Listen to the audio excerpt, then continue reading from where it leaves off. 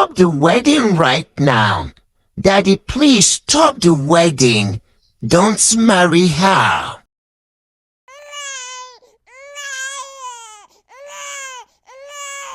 Congratulations, Mr. Nelson. Your wife just delivered healthy triplet babies. But we are so sorry. We lost her. The doctor broke the sad news to Nelson. His beloved wife was gone. Just like that. One moment, he was about to become a father. The next moment, he became a widower. The nurses brought the babies to him. Nelson held them one by one, tears streaming down his face.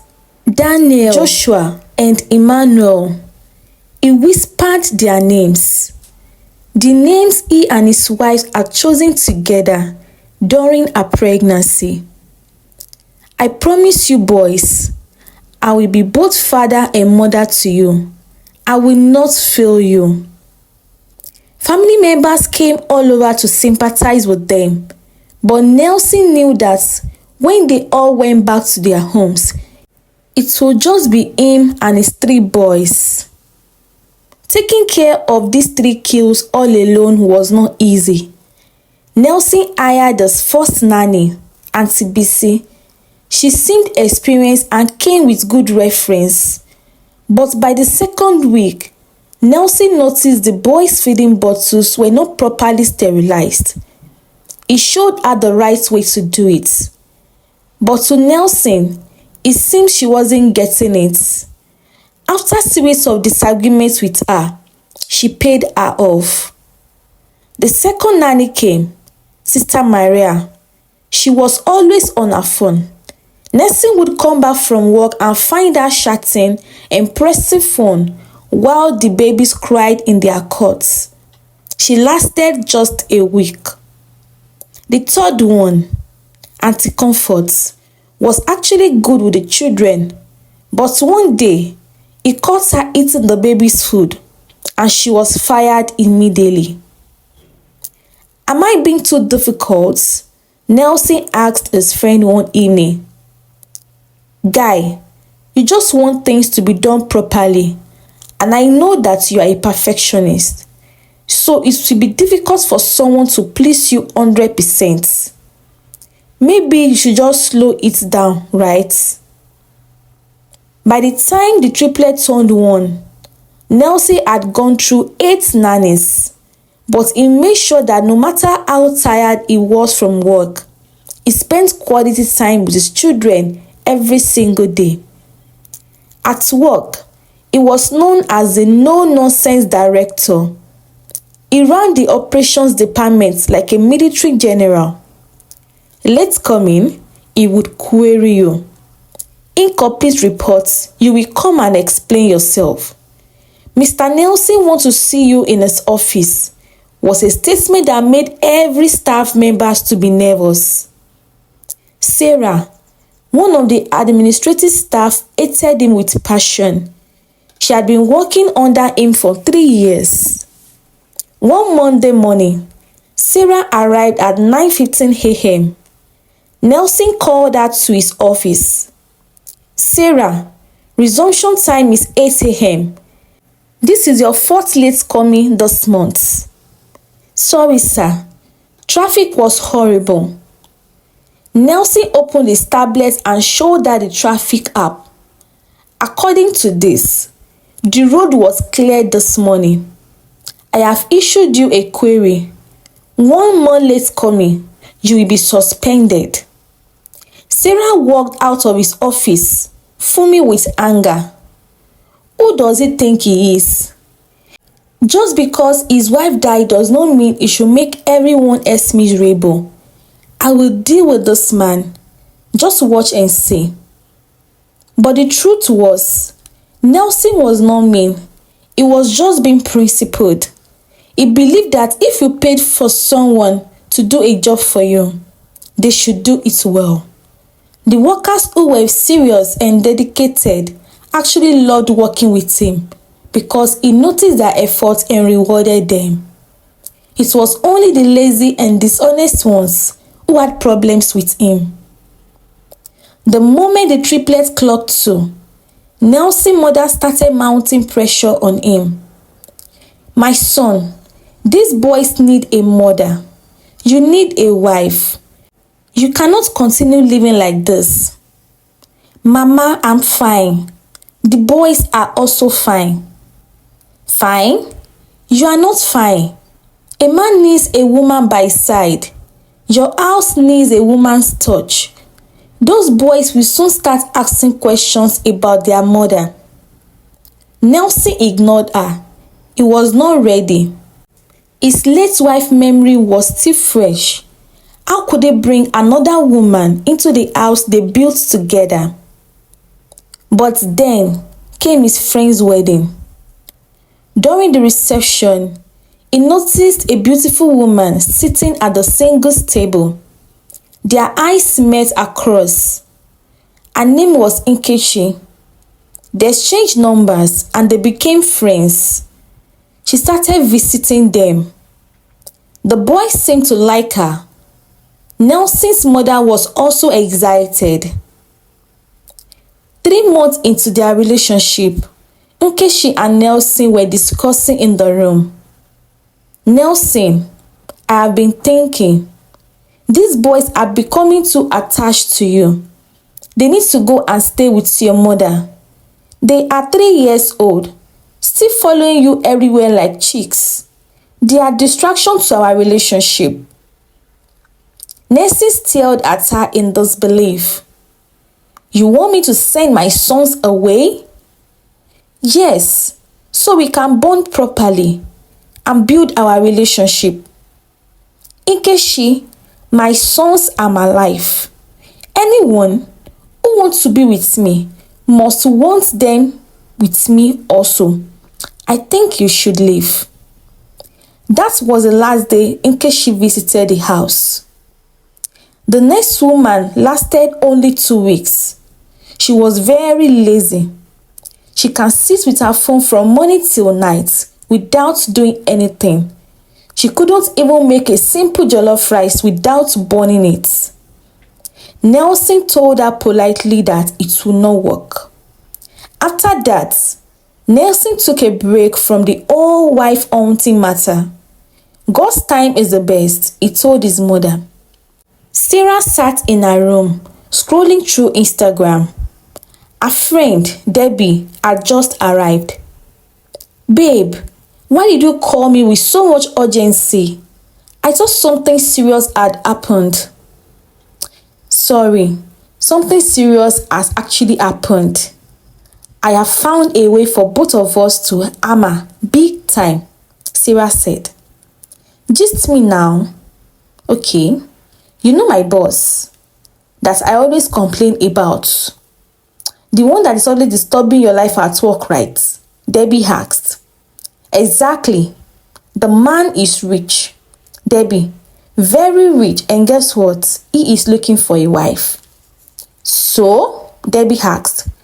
"So, I want you to enter his life, marry him, and then we will deal with him. You will make his life miserable, and we will also find a way to collect his money.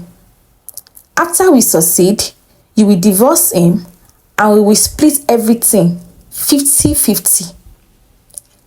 Debbie laughed. "Babe, you want to use me to do love scam? That one is risky, oh." "Yes, risky but rewarding. Think about it. The man is looking and desperate for a wife. We just need a good plan." "Okay, what kind of plan?" Sarah pulled out a notebook where she had been writing for this. "First, we need to create a situation where he will feel obligated to help you. Something that will touch his heart. Then you will enter his house as someone he rescued, someone vulnerable. From there, you will become indispensable. You take care of his children and be the perfect woman. Make him fall in love with you. Marry him. Then the real game begins. I trust you, my friend. You're a street girl now. You can make this work. Debbie was quiet for a moment, thinking, what about the children? Children are not easy to handle. Those children are your key to his heart. Win them over first, then the father will follow. I have studied this man for years. He loved those boys more than anything in the world. And after the marriage? Debbie replied, after the marriage, you will start transferring money you are getting from him small to our joint accounts. Men like Nelson, once they love you, they will give you anything. Then, when we've collected enough, you can file for divorce and claim half of his property. By the time we are done, that man will regret the day he was born. Debbie smiled. Babe, your brain is sharp. But one question, why do you hate this man so much? He humiliated me in front of the entire office last month. He called me lazy and incompetent during a management meeting. Nobody embarrasses me and goes scot-free. Okay, so when do we start? Give me 2 weeks to study his movement plan. Then we will strike. Debbie, this man will know what eats him. 2 weeks later, Sarah had studied Nelson's routine. Thursday is a perfect day. Sarah told Debbie over the phone. He will be tired from work and he will have the keys on the car. He will be thinking about getting home fast. That is when you will appear. Debbie positioned herself near the roundabout at exactly 5:45 p.m. wearing a faded dress and carrying an old handbag. She did not put on makeup so as to look distressed. When she saw Nelson's car approaching, she suddenly rushed to cross the road. Nelson slammed on his brakes. The car screeched to a halt. Debbie fell to the ground dramatically, clutching her chest. Daddy, you hit the woman, Daniel shouted from the back seat. Nelson was already shaking. He quickly parked and rushed out. Madam, are you okay? I'm so sorry. Are you hurt? Debbie did not respond. Her eyes rolled back and she completely collapsed. Jesus! Nelson lifted her and put her in the front seat. The children were crying in confusion. Boys, calm down. Daddy is taking this woman to the hospital. She will be fine. She will not die. At the emergency room of the hospital, the doctor examined Debbie and said she had suffered serious shock, but she would recover. Nelson paid her registration, her tests, medications, hospital bed. He even brought her food when she woke up. For 2 days, Nelson visited Debbie in the hospital. When it was time for discharge, Debbie put on her best performance. She started crying as the nurse handed her the discharge papers. What is wrong? Nelson asked with concern. Mr. Nelson, you have been so kind to me. I don't know how to repay you, but I have nowhere to go. My father just died 3 weeks ago, and his family has taken everything. They said because I am a girl, I have no right to his property. I have been sleeping in my friend's shop in the market. I was actually going to look for another friend when you hit me. The story was so touching that Nelson genuinely felt pity for her. Do you have any relatives who can help you? No, sir. I am an only child, and my mother died when I was young. My father's family has rejected me completely. Nelson thought about it. His house was big enough. The boys needed supervision, and the current nanny was about to leave anyway because she got a better job offer. Listen, I have children who need someone to look after them. I also need someone to manage the house. Can you do that? Sir, are you serious? You will give me work and a place to stay after all this? Yes, consider it settled. You will stay in the guest room and your job is to take care of the boys and the house. And I will pay you every month. God bless you, sir. You are an angel. I will not disappoint you. As Nelson drove Debbie to his house that evening, she sent a quick text to Sarah. I'm in. Sarah replied with a smiley emoji and one word. Perfect. For the first 3 months, Debbie was doing a perfect job in the house. She woke up early to prepare the breakfast. She kept the house clean. The boys' clothes were always ironed. Their shoes were always polished. She helped them with their homework and sang them to sleep at night. She took care of those boys like they were hers. Nelson was amazed. Debbie, you are a blessing to this family. I have never had anyone work like this. It's nothing, sir. You saved my life. This is the least I can do. At the office, Sarah would call her every evening. How far? Hope you are playing your role well. Sarah, relax. This man is already falling for me. I can see it in his eyes. Just give me 1 more month. And truly, Nelson was falling. How could he not? Debbie seemed to be everything he had been looking for. Hardworking, caring, good with the children, and beautiful. And she made his house feel like a home again. One Saturday evening, after the boys had gone to sleep, Nelson and Debbie sat in the living room watching a Nollywood movie. Nelson turned to her. Debbie, I want to ask you a question. Yes, sir. Can you stop calling me sir? My name is Nelson. She smiled shyly. Okay, Nelson. I know this might sound sudden, but I have feelings for you. These past few months, you have brought joy back to this house. The boys love you, and I love you too. Will you be my wife? Debbie pretended to be shocked and shy. Nelson, I don't know what to say. You have been so good to me. I have feelings for you too, but I was afraid to say anything. You are my boss, and I did not want you to think I'm a gold digger. I would never think of such. You have proven yourself. So is that a yes? Yes, Nelson, yes. They hugged each other and Debbie smiled. Phase 1 complete.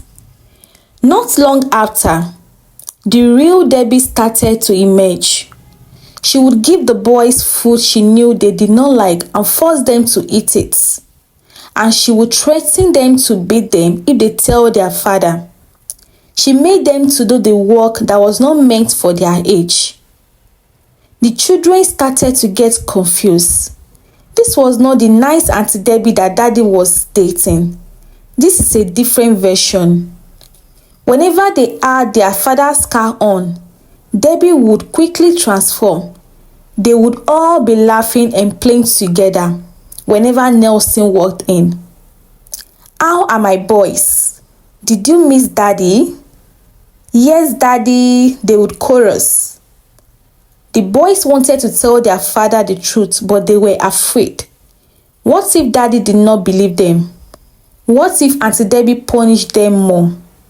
So they kept quiet and endured it. Meanwhile, Debbie was also secretly meeting her boyfriend.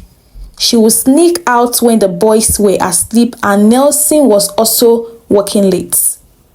They would meet at a hotel. Baby, this foolish man has proposed to me. Can you imagine? She told TJ, his boyfriend, one night. So what did you say? I said yes, of course. That is the plan now. Let me marry him first. Sarah has already connected us with a lawyer who will help us to draft documents to transfer his properties. Once I become his wife, I will have access to everything. Then we will clean him out. TJ laughed and pulled her nose. My baby is smart. But that man is still enjoying you. That one they pay me. Don't be like that now. It is business. This was going on and on until one day, Joshua called his siblings. I think I have a plan that will work out. We need a proof to show that Auntie Debbie is mistreating us.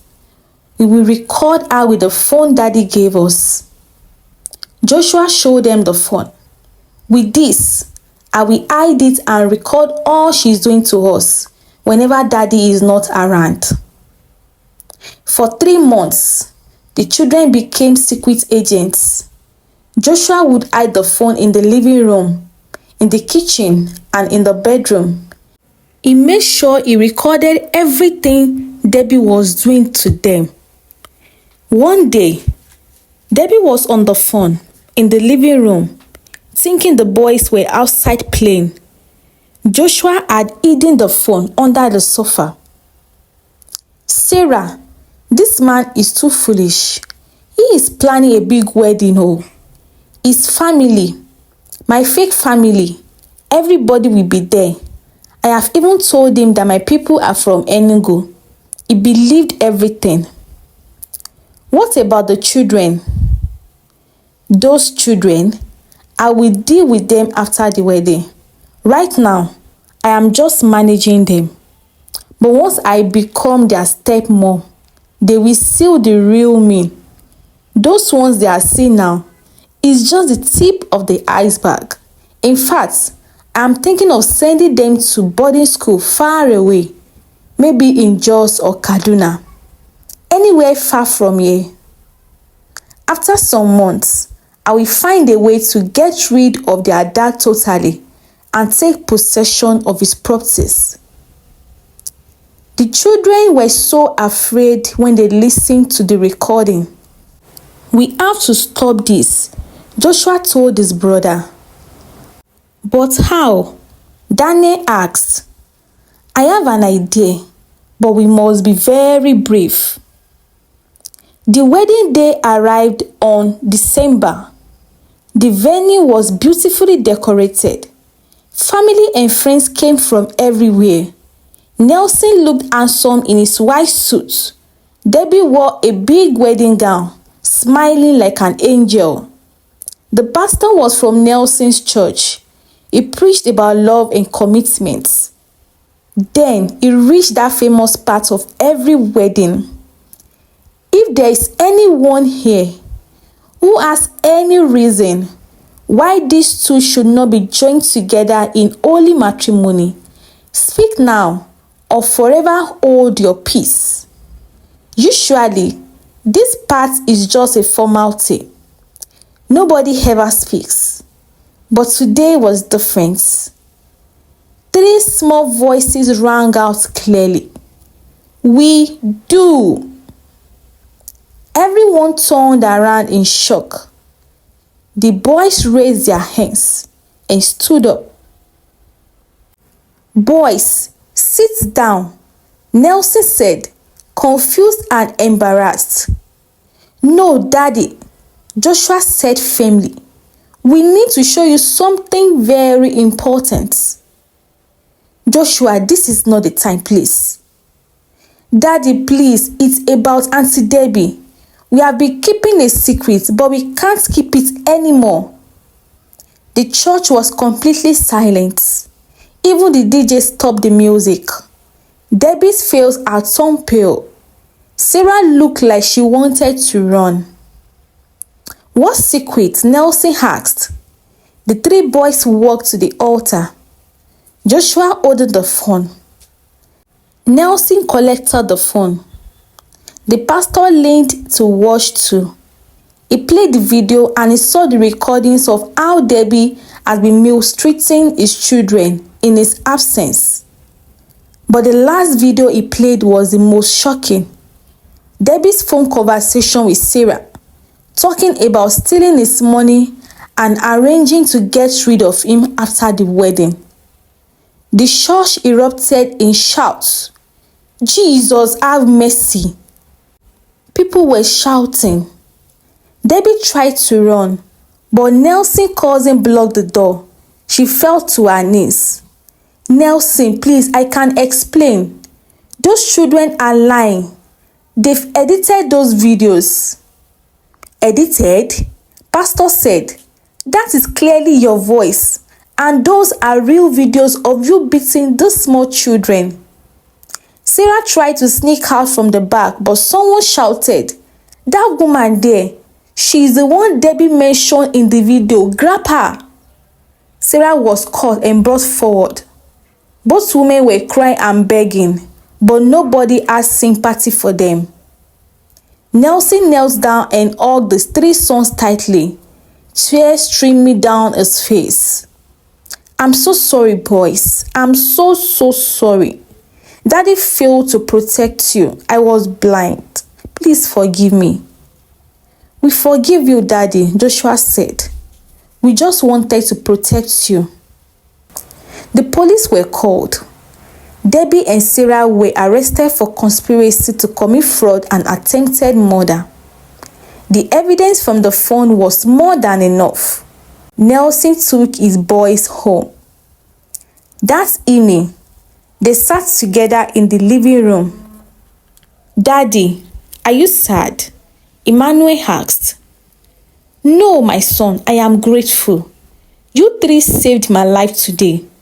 You showed me that I have been looking for a wife in the wrong places when I already have the most important people right here with me. You are my heroes. Will you still look for a wife, Daddy? Daniel asked. Nelson smiled. Maybe someday, but this time I will be very careful. And whoever she is, she must love you three as much as she loves me. Deal? Deal! The three boys shouted together. The next Monday, Nelson went back to the office. The whole company had heard about what happened at the wedding. Some people looked at him with pity, others with respect for his son's bravery. He called a staff meeting. I know many of you have heard about what happened. Yes, I was almost deceived and destroyed, but I've learned important lessons. The staff clapped. Also, I want to apologize if I have been too hard on some of you. I realize now that my perfectionism and strictness came from a place of pain and fear. I was afraid of failing at work, the way I felt I was failing at home. From now on, I will try to be more understanding while still maintaining excellence. Thank you. After the meeting, several staff members came to shake his hand and encourage him. Even those who used to complain about him admitted that he was a good man who deserved better. As for the boys, they became celebrities in their school. Their stories spread everywhere. The brave triplets who saved their father from a wicked woman. Other children looked up to them. Their teachers were very proud of them. Finally, we've come to the end of today's story. This story is brought to you by Tales by Timmy. We hope you enjoy listening to this story. But before you go, don't forget to subscribe, don't forget to share, and don't forget to like this video. See you next time.